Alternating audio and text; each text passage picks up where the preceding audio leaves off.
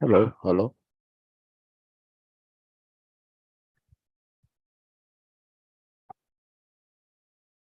Hello.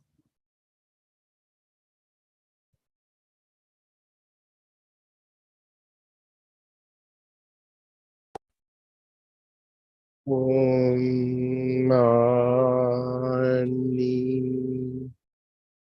Padme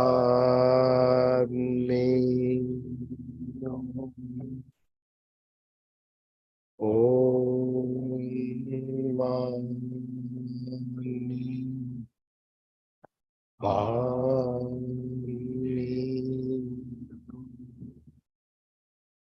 Om Mani Padme.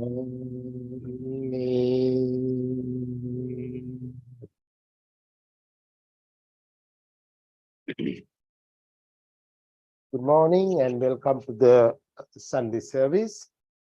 This morning we're going to meditate few minutes. After the meditation, Subodha is going to give a Dhamma talk. After Dhamma talk, question and answer, and the last item is chanting.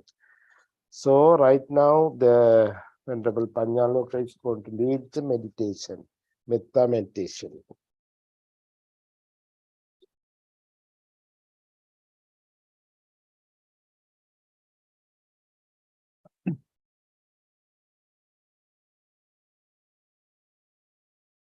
Let's start practicing the Metta meditation.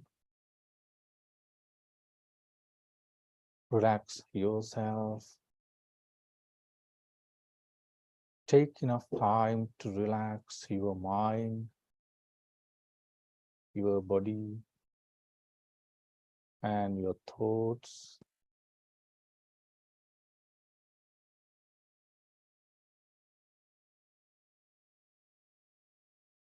Take a deep breath and let it go.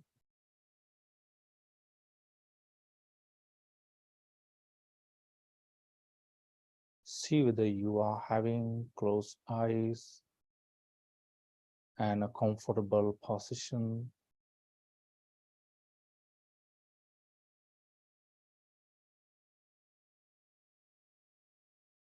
Now let's practice these loving kindness thoughts. May my mind be filled with the thoughts of loving kindness, compassion, appreciative joy, and equanimity. May I be free from enmity. May I be free from ill will.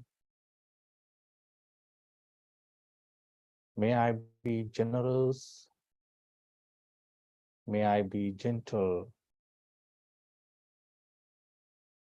May I be relaxed.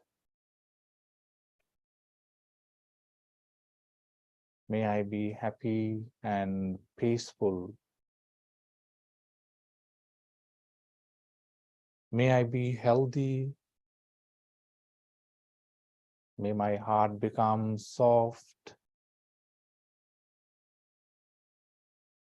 May my words be pleasing to others. May my actions be kind.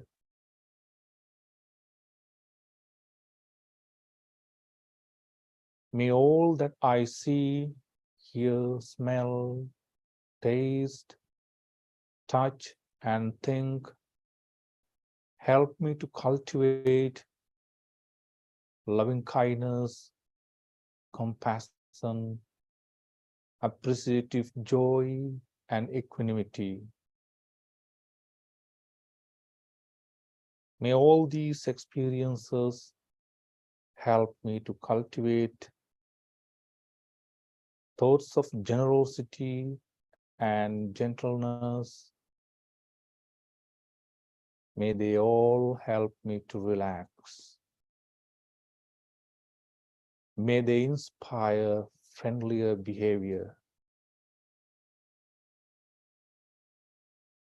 May these experiences be a source of peace and happiness.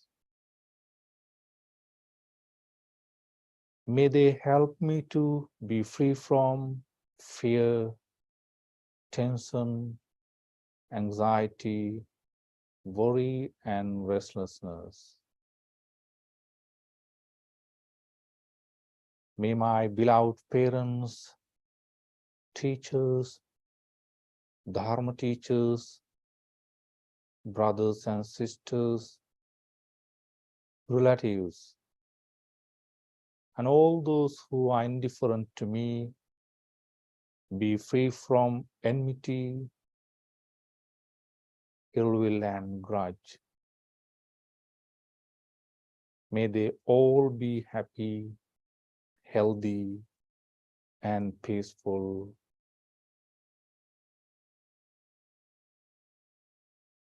Like this, practice metta thoughts, loving kindness thoughts for a few more minutes in silence. And when you hear the bell, you can stop your meditation just for now.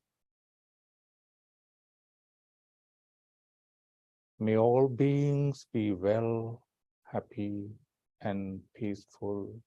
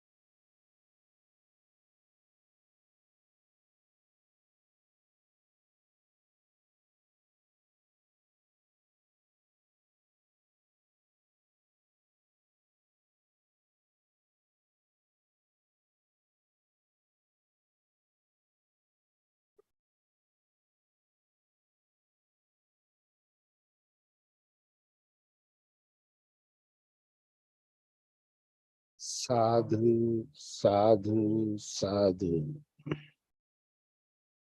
Thank you, Anyaloka, leading the metta meditation. Right now, time for the Dhamma Talk. Today, our speaker is Stephen Subodha. I'm very happy he's here to give a Dhamma Talk. Basically, most of the Dhamma teachers, they are giving talk from their own place to the Zoom, but he's here in Sendo with us. Subodha, you can start your talk right now. Thank you, Bhante. I pay homage to the Buddha. I pay homage to the Dhamma. I pay homage to the Sangha.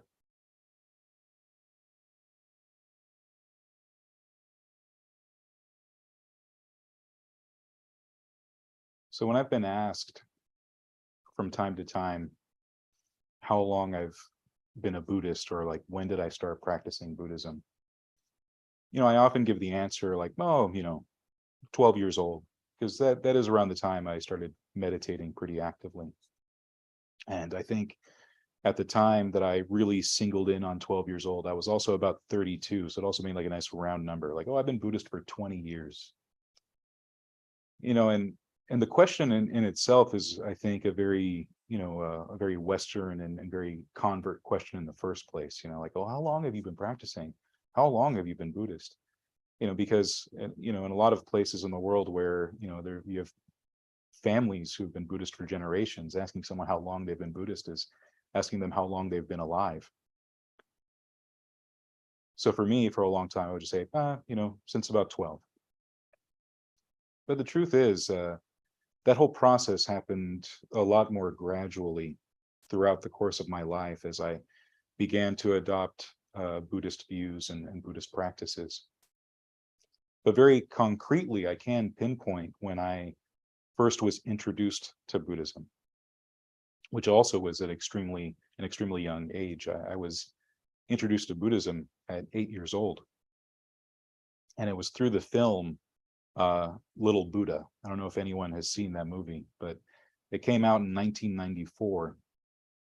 And I don't think it was like any big hit sensation or anything like that. I think it was one of those movies that came and went. And in fact, these days, it's hard to even find it streaming anywhere, and it's hard to find DVD copies or even VHS copies or anything like that. And it's even hard now to find the movie in its entire length. There's some TV edit they made at some point that I think shaved off like 12 to 20 minutes of the movie, and then that seems to be the one that anyone can find, if they can find it at all. But there was this movie that came out in 1994 that really told two stories.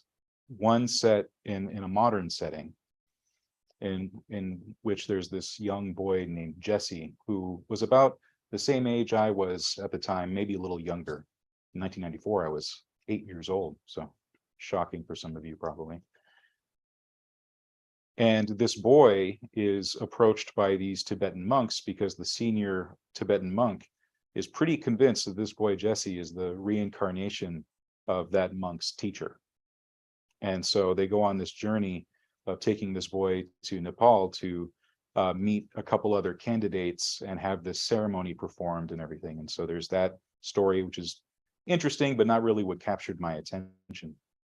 What really captured my attention at that age was the other story that's told in little bits throughout, which is the story of the Buddha himself. It's the story of Siddhartha being born, growing up, leaving to become an ascetic, and his story culminates in his liberation, his unbinding, his achievement of nibbana.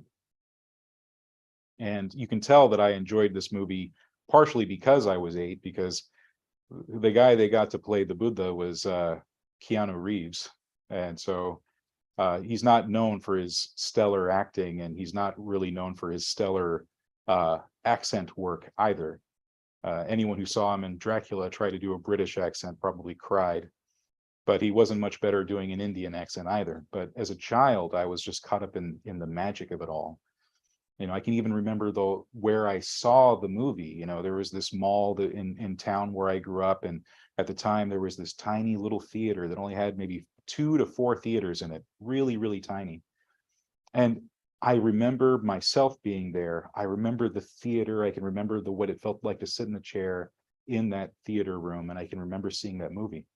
I can't even remember who I was there seeing it with. It's probably my mom, but it could have been some other adult. I don't know if it was just the two of us or if my sisters were there. I have no recollection of anything other than myself in that moment watching that movie and seeing that story unfold. And it was powerful for me at that age because I was introduced to ideas that were entirely new to me.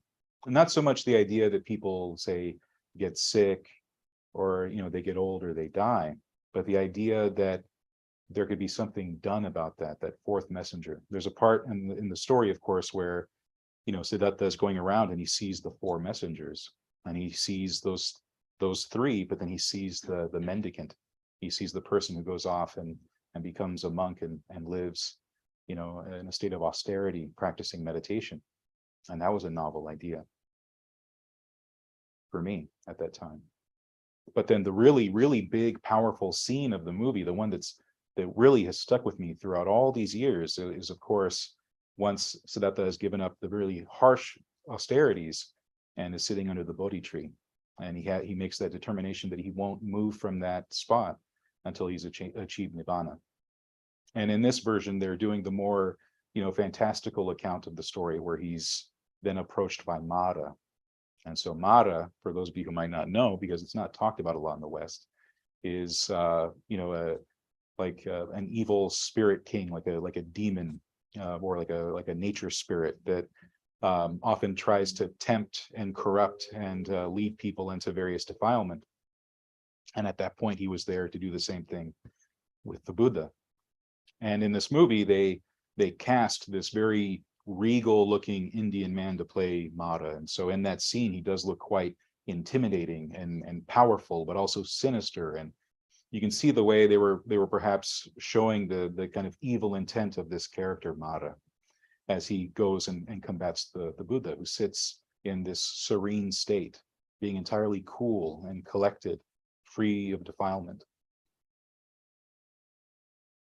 And that scene lives in my mind, burning bright, the details of that scene. And it's funny because when I go back to watch the movie and I see that scene, it's not as powerful as the memory is for some reason. The scene is okay, it's good, but the way it exists in my mind is like modern day special effects. It's like it's this big magical thing. And it's interesting to see how they show Mara in that movie, because he is this sinister force, but also seen as something separate from Siddhartha in that moment. Like it is a completely different guy with a different look and a different everything. Contrast this to a TV show that was made several years later. This show probably came out around 2012, 2013, and it was an Indian show that was chronicling the whole life of the Buddha, from the months before his conception to actually, I think even a couple months after his death, in 54 something episodes. It was on ZTV in India. And then it was, people could stream it for a time here in the States on Netflix. And that's how I saw it. So it was an impressive amount of episodes, and also kind of a weird way to tell the Buddha story, because it had more of that quality of like a soap opera. There was a lot of family drama and stuff. And I think whoever wrote the script really didn't understand Buddhism very, very well. And it was also interesting to hear the Buddha speaking in Hindi, and everyone else speaking in Hindi to the Buddha. Rather than calling him Buddha, they're calling Buddha, is the way they say it in Hindi. They take off the last syllable. So anyway, it was an interesting show to watch, but it was more entertaining than elucidating, what to say it in one way. Like I didn't learn a lot from that show, but I did enjoy that a show like that existed. But in that show, since they're covering all of the Buddha's life, they also cover that same moment. And there's also that same encounter with Mara, but in an entirely different way that I think is actually important. Rather than casting some other actor to be in opposition to Siddhartha in that moment, what they did is they had that same actor play as Mara. And I think that that's an important distinction, because of the way we can look at Mara for those of us who are practicing Buddhism in the West. Because a lot of us, we hear about the qualities of Mara, what kind of entity this is and how this entity exists and interacts with the Buddha and his disciples and the way he might potentially interact with us. And it sounds a lot like, to us, the Western concept of the devil, Satan, Lucifer. And I think even some depictions really even lend into that. In fact, even the show that I'm talking about, the show on the Buddha that came out, I think it was 2012 or 2013, in that depiction, even though they used the same actor, and here's that point, like, oh yeah, that's good. They also gave him like horns and stuff. So they were clearly like making him seem like one of those figures. But I think what's important for us in the West to know, and I actually think this is true of anyone who's practicing Buddhism all over the world, is to really not get hampered down on whether or not Mara exists as a real entity. Because what Mara does functionally is absolutely real. In that what Mara uses as his tools, what Mara does to try to manipulate us with, are what we have inside and what we face out in the world.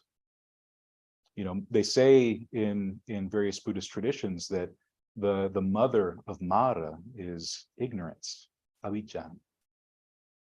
And so ignorance is something that's a very real thing that we experience in the world. It's something that we know, ignorance and delusion, as something that exists within our minds and the minds of others. Essentially wrong view. The various defilements as well, sensual craving, ill will, sloth and drowsiness, restlessness and anxiety, uncertainty and doubt. The three qualities of passion, aversion, and delusion are things that we can see as very, very concrete, the way they affect the mind, the way they affect the minds of those around us.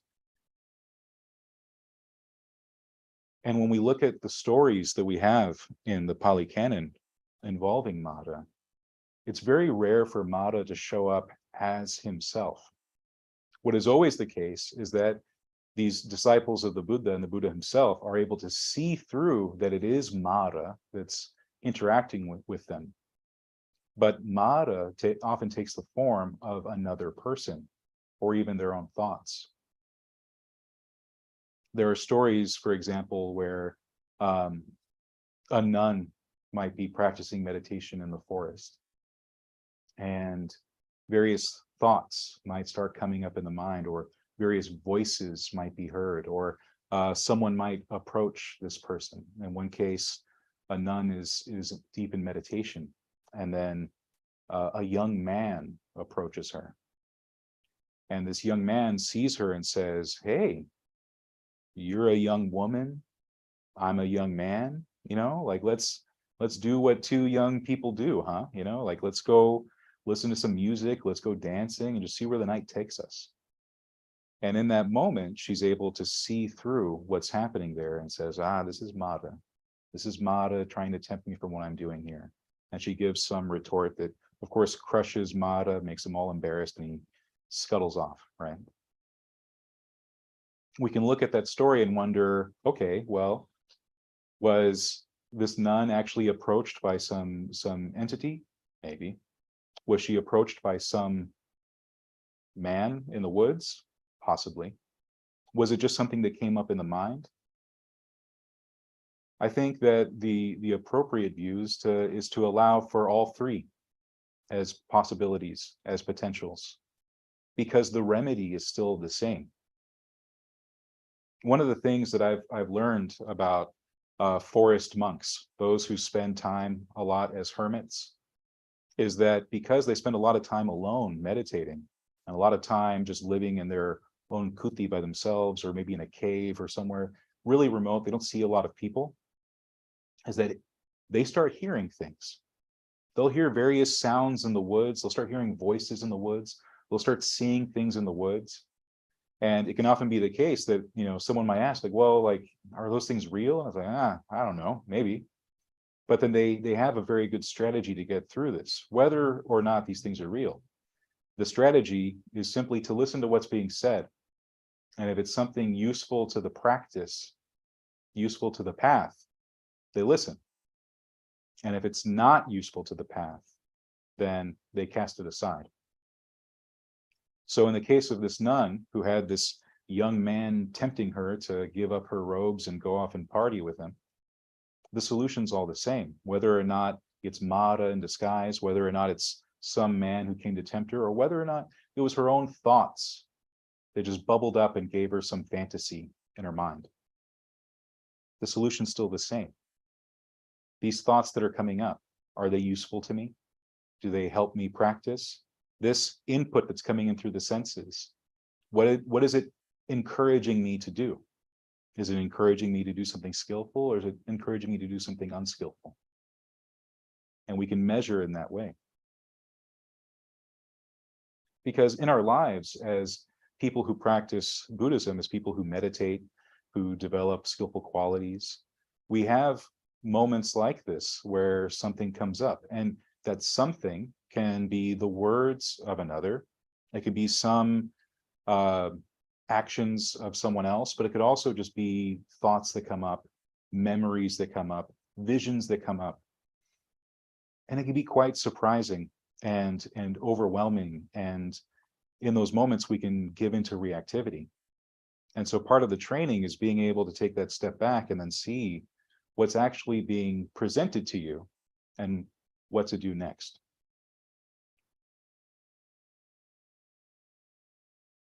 It's interesting that these moments can even happen while we're asleep.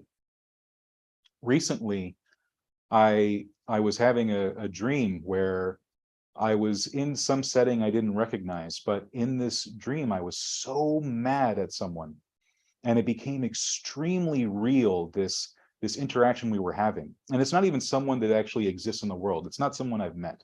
But in this dream, it became extremely real, whoever this person was. And the encounter became so intense that I began shouting at this person, yelling at this person, and I had this big monologue that I essentially gave them that was about, the fairness and justice of this, and I got really heated up in the dream. And even in the dream, I had to take a moment and pause and realize I need to walk away from this. And in the dream, I walked away. And I remember even in this dream being in the corner and somewhere in a room and just like, oh, I got to get this under control. And then that's when I started waking up. And as I woke up into my consciousness, there I was in my bedroom, in my bed, and all those feelings had been carried over. I still had all of this anger and this self-righteous fury. And I was, man, I can't believe I had a dream about that particular issue. And then as I started to wake up even more, I realized I didn't even know what the issue was. The issue was completely fabricated in that dream. That encounter, that scenario didn't happen in any way whatsoever. But the feelings were really very, very, very real. Because those feelings can happen out in the world. That response I had in the dream could easily be the response I have out in the world. And what's more of a mirage? What's more of a fabrication? What's more of of an ephemeral thing than a dream, a nightmare? I can only count myself lucky that I was able, even in that dream, to start pulling myself away, but it didn't happen soon enough. Even in that dream, I'm realizing like, oh, there's still work to be done. Because I don't want to respond with that kind of righteous fury. I don't want to be yelling in someone's face that way. And when I examine it, I can see how giving into that anger that way felt really good. In that dream, I liked what was happening. And that's how the temptation works. We often don't really think about that aspect of it, that when we talk about aversion, when we talk about anger, when we talk about that discontent, when we talk about suffering itself, dukkha, that even in the midst of all that stuff that we say we don't like, oftentimes there's that part of it that we really do. There's this leaning into it that happens there. We can see this in more extreme examples when someone really just likes being miserable. We might know the type. Someone who's often complaining, but likes the complaints. They like to give off that energy. They like to be miserable. And they often say misery loves company, so they like to spread it around too. But even in some of the best of us who think that we have mastered these things, there could still be that sense of like, nah, there's something I like about this. There's some kind of allure. And that's the realm that Mara lives in. Mara lives in that space where he's really showing you these allures of all these things, of passion, of aversion, of delusion, ignorance.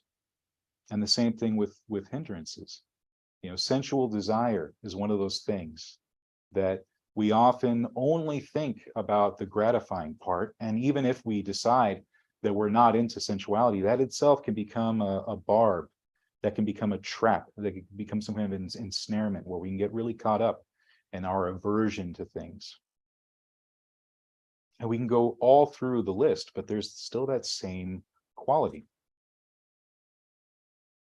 There are other stories in the canon where Mara shows up and whispers doubt into the minds of the practitioners, the people meditating, the people who are trying to develop skillful qualities, good qualities. And that can be a very dangerous thing too, that doubt and uncertainty. You know, do you really think that you're going to benefit from this practice? Do you really think that you're going to master these qualities? Do you really think you could find an end to all this stress and suffering? You know, don't you think you're just wasting your time sitting here, eyes closed? Like, what good could this possibly do? And that's an important one to think on too, because I think that that's one of the things that can really become a stumbling block for people early on in the path as you begin meditating. And the reason why is because when you first begin meditating, most of your meditations don't feel very good. You know, there are some people who embrace that and kind of hold that up as a badge of honor, how long they're willing to sit with their legs falling asleep and their knees aching and their back hurting and like, I did it. I basically ran a marathon, you know. But then there are also those that just struggle through it and wonder why they're struggling. They don't feel the good parts of meditation. It's just this grueling exercise for them. And in those moments where someone might be struggling in their meditation, it can be real easy then to wonder like, well, is this really doing anything? Is this really helping? We can hear those words and they can start taking hold. And when we hear those kind of thoughts in our minds, it's really easy then to take those thoughts as our own, grasp onto them and identify them.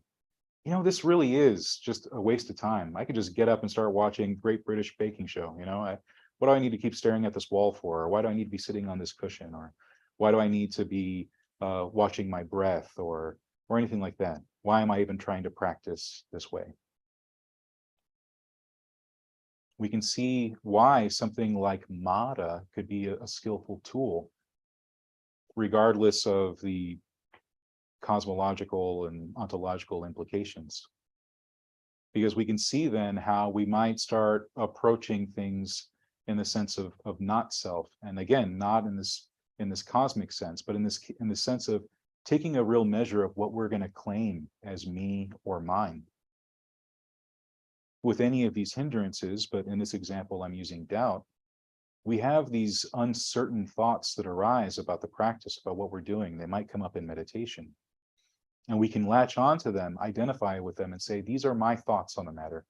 I don't think that this is helpful. I don't think this is useful. But what we can also do is think of this as like, well, this is a thought that came up in my mind, but I don't have to claim this thought.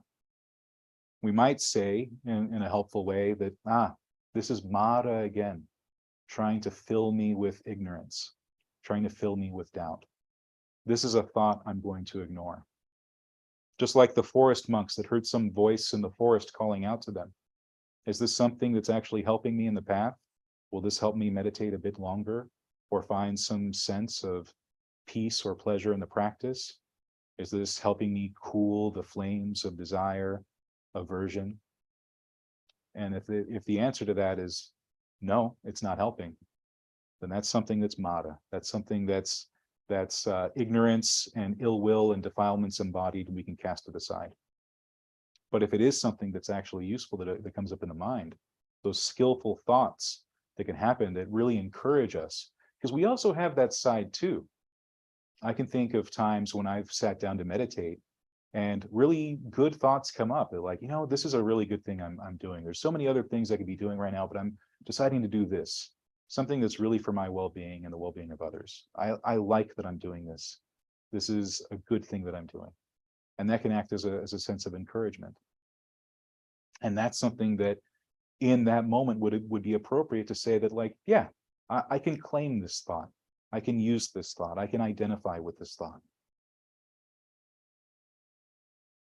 If we think of this path that we're on as something a bit more linear, actually going in one direction and having a direction behind it, we can see how what the path leads to is what we call the deathless.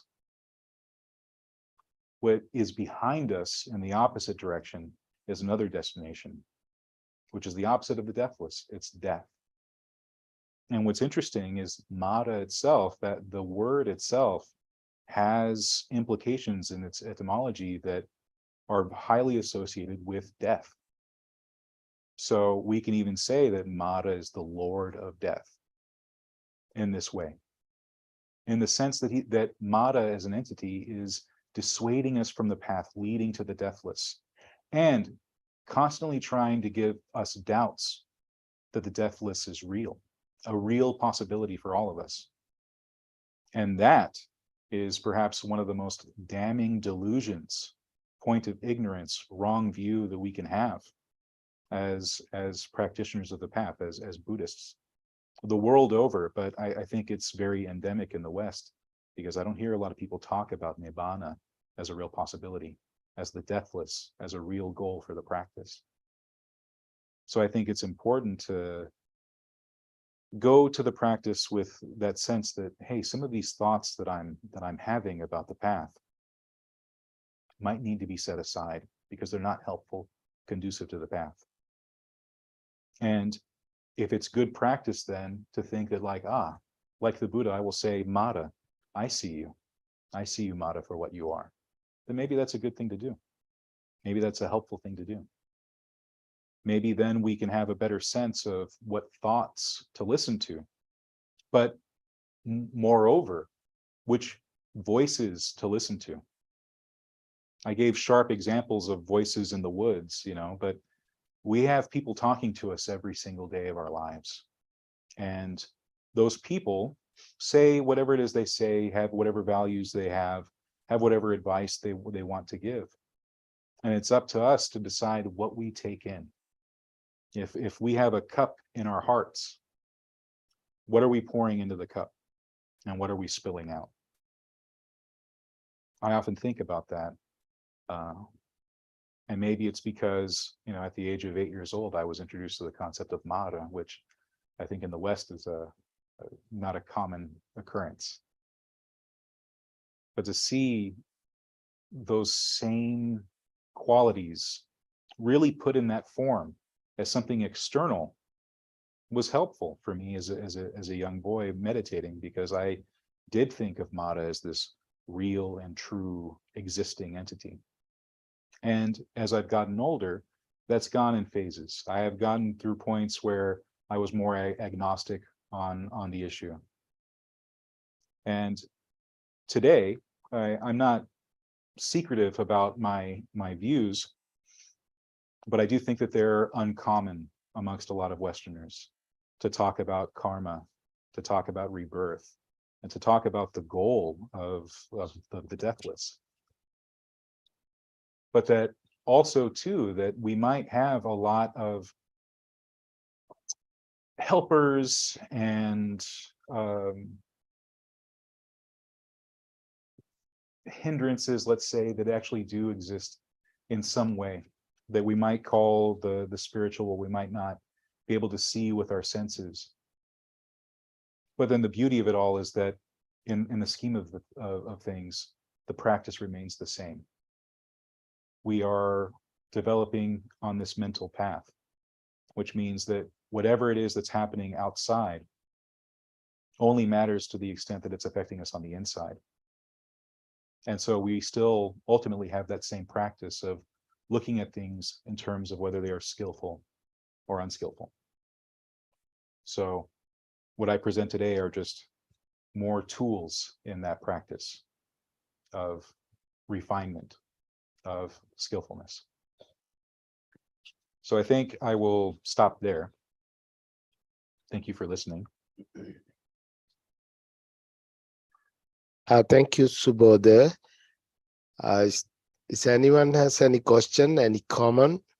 So we have time, you can ask.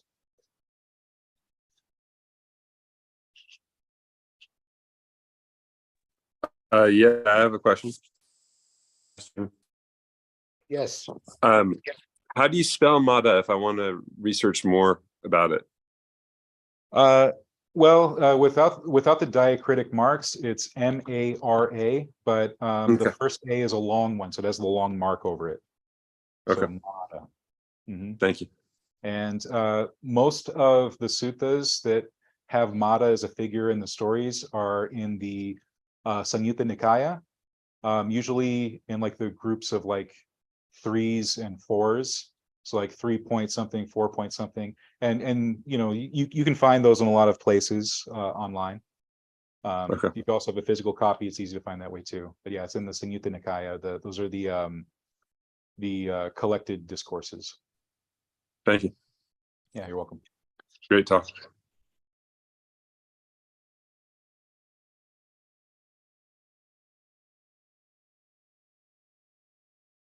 Any question? As always, I'll open up the questions to any topic in regard to the Dhamma. It doesn't have to be just on what I spoke about today.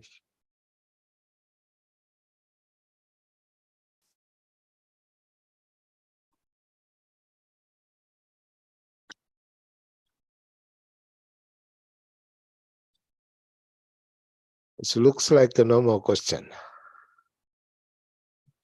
So I have question, Subodha. Yes, Bhante. No, I just getting something to talk. So did you hear the Mara's three daughters? Yes, yeah. So Mara's three daughters, Tanha, Rati, Raga. That's important, you know. I think under the Bodhi tree when Siddhartha is there, the Mara's three daughters coming and dancing, it's saying. Tanha, you know, Tanha. Rati is what is Rati Panjalok? Lust, correct? Yeah. Rati. Raga meaning raga. Very similar to something like. I just want to say like that, you know, Mara's three daughters.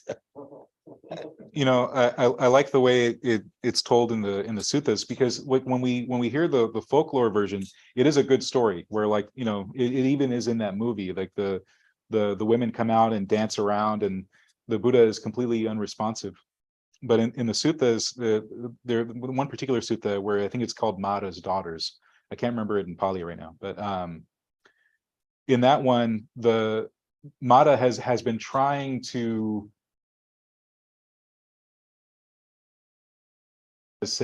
for about the story where rejected.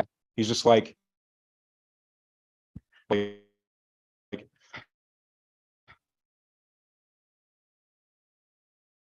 are you so sad? This guy him from like achieving his goal, and like he's still just doing it, you know. And the daughters are like, "Oh, it's okay, Dad. We'll go take care of it." And that's when they go, and they're just as unsuccessful as him. I have a question. Is it?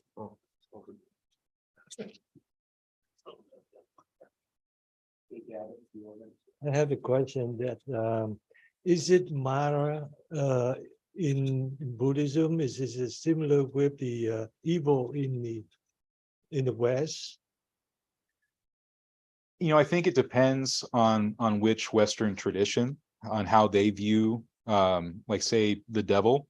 Mhm. Because, you know, in some Western traditions, like, it's really important to them that the devil is understood as a real entity, as a fallen angel that is seeking to corrupt people's souls. And there are some people who hold this view so strongly that they say to deny the existence of the devil is the same as denying the existence of God. So you might as well not even believe in God either if you don't believe in the devil. And then you have other people who have more of a philosophical approach, where they're like, well, maybe the devil just is like symbolic of like the evil in man's hearts, and that's really as much as that is, right? But I think a lot of the focus ends up being on what happens to one's soul, right? I think from a Buddhist perspective, we have a more, I shouldn't say like more nuanced, as if there isn't nuance in Christian thought, but I think that even within like the Buddha's lifetime and shortly after, there's a sense of talking about Mara as a real entity, but also in the sense I was talking about it today, where like the important part is how voices, both external and internal, are affecting us in the practice. The idea being that like even within, like really early on in like early Buddhist texts, we're talking about Mara in terms of like what's happening in here in our hearts, and not so much whether or not Mara really exists, because the medicine is the same, right? The medicine of the Dhamma is the same regardless, because what we're always doing is residing in here. And this is the, if we're fighting that battle, as it's shown in like in those kind of movies, those depictions of the Buddha, where the Buddha's sitting and Mara's there, throwing arrows and with his armies and stuff, it's still happening right here. Like whether that was actually happening, not important, because all of it is happening in here simultaneously. This is where the battle's really happening. It's happening in our hearts, and it's happening in our minds, right? So I think for us, we have this ability to have a lot of tools in the sense of views. How we look at this can change the practice, and how we look at it can change throughout the course of our lives and the practice, because part of right view is recognizing that some views are useful at some times and not useful at others. So I think that's the beauty I find as a Buddhist, is having that flexibility in how I approach defilements and hindrances, and finding the release from them. Thank you. And I thank you for mentioning about the movie Keanu Reeves on Yeah, that, Little Buddha. It's a cute movie. reincarnation. Yeah. That was, I think, I excuse me, I went to see the movie, and there's not so many theater show, so the people want to see the movie. We have to get in line for a block to go to. I think I went to the Dome or something to see Yeah. the movie, and the people get line for a block, and I said, oh, I was so surprised that many people want to see that movie. That was such a different experience for me. I think the theater was empty when I saw it. Oh, really? Yeah. I don't know where you go, but in Hollywood, Yeah. most the theater who show that we have to in line. Yeah. And I saw after that movie, a lot of people they pay more attention about the Dalai Lama, Mm-hmm. and more people get information about Buddhism, and they are not sure about that. Yeah. But they have some idea about Buddhism thing. So thank you for mentioning about that. It bring back my memory.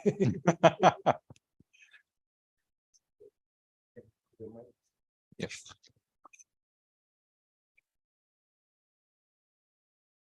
Thank you, Stephen Subodh. And I myself also, I went to see the Little Buddha in Hollywood area somewhere with the IBMC members. I think I'm not sure you were there that time. No. Rama Karuna and myself, and after the service, we went there and see to the Little Buddha, which is, yes, it's not that much people there either, just more seat is empty. And I think that is the second time I went to the see the movies in Hollywood. That's a good experience, you know. Second movie. First, somebody took me to the movie when I come here, but I don't know anything about those movies. So I went to see the Little Buddha also. It was very good story. I mean, they're showing in the Seattle, then they show in the some in Kathmandu, some llamas place, some little girl and boy there. You know, it's a nice movie. So thank you again, Subodh. Right now we're going to chant the page 4 and page 10. So next Sunday is Venerable Panyaloka is going to give Dhamma Talk. And right now we chant the page 4 and page 10. Namo Tassa Bhagavatu Arahatu Samma Sambuddhassa. Namo Tassa Bhagavatu Arahato Samma Sambuddhassa. Namo Tassa Bhagavato Arahato Samma Sambuddhassa. Buddham Saranam Gacchami. Dhammam Saranam Gacchami. Sangham Saranam Gacchami. Sentient beings are numberless. I vow to save them all. Deluding passions are inexhaustible. I vow to end them all. Dharma gates are limitless. I vow to study them all. Buddha's way is supreme. I vow to attain it. May suffering ones be suffering free, and the fear-struck fearless be. May the grieving shadow grieve, and the sick find help to relief. When ye come, Oh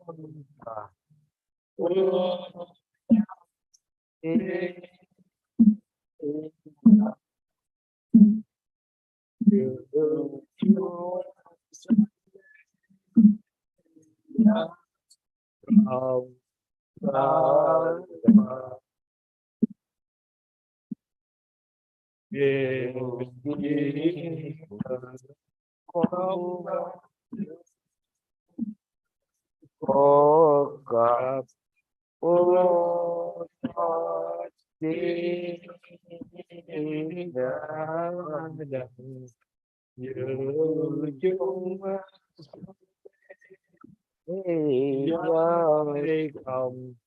God, come now.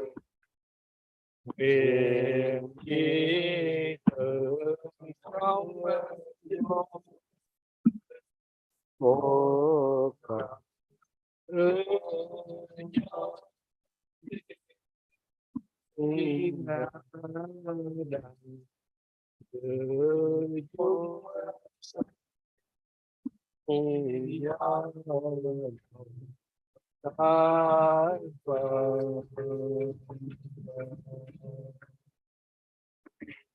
Om Mani Padme.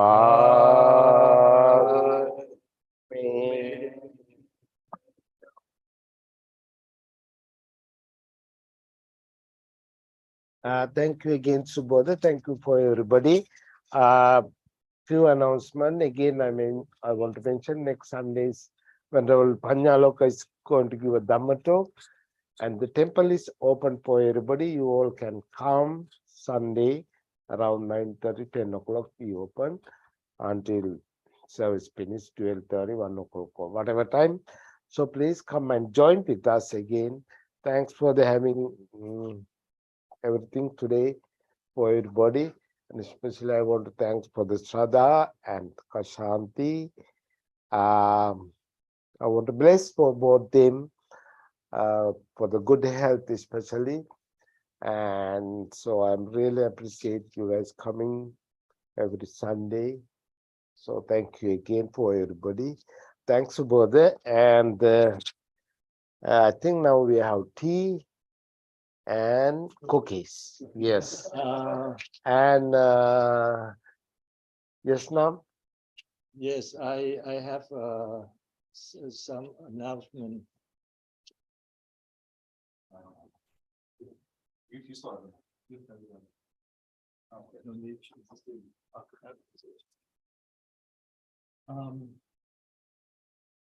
I have a little cake, birthday cake, and some little food for party for us to celebrate the Verbal Shanti birthday. So I hope everybody will participate.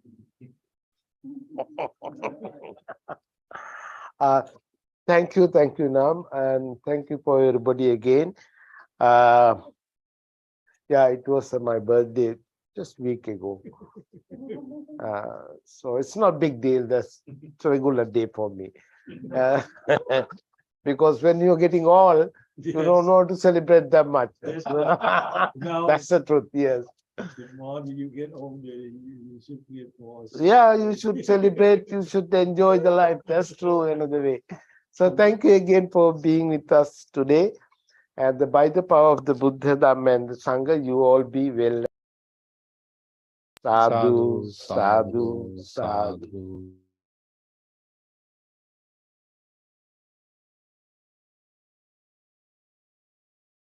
Sunday of the each month.